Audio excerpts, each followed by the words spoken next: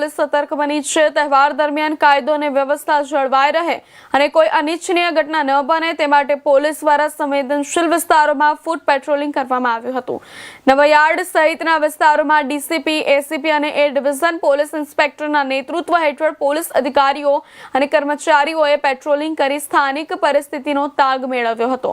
ઈદ મિલાદના તહેવારને લઈને વડોદરા પોલીસ દ્વારા સુરક્ષાને લઈ ખાસ તકેદારી રાખવામાં આવી રહી છે। તહેવાર દરમિયાન કાયદો અને વ્યવસ્થા જળવાઈ રહે તેમજ વિસ્તારમાં શાંતિપૂર્ણ વાતાવરણ બની રહે તે માટે પોલીસ તંત્ર દ્વારા સંવેદનશીલ વિસ્તારોમાં ફૂટ પેટ્રોલિંગ હાથ ધરવામાં આવ્યું હતું। ખાસ કરીને નવાયાર્ડ વિસ્તારમાં ઉપરી પોલીસ અધિકારીઓની આગેવાની હેઠળ ફૂટ પેટ્રોલિંગ કરવામાં આવ્યું હતું। ડીસીપી અને એસીપી કક્ષાના અધિકારીઓ સાથે એ ડિવિઝનના પોલીસ ઇન્સ્પેક્ટર સહિત ઝોન 1ના વિવિધ પોલીસ સ્ટેશનના પીઆઈ, પીએસઆઈ અને પોલીસ સ્ટાફ પેટ્રોલિંગમાં જોડાયા હતા।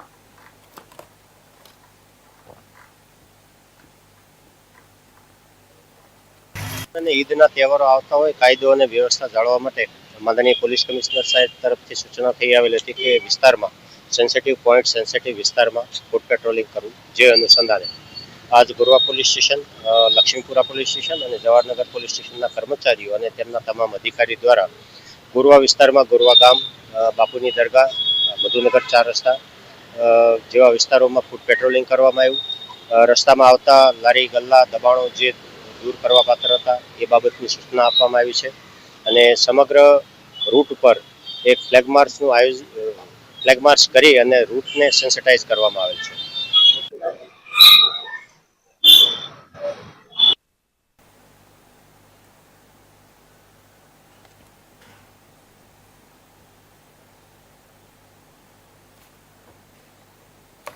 સમાચારમાં આગળ વાત કરીએ તો ભાયલી ચકચારી ગેંગ રેપ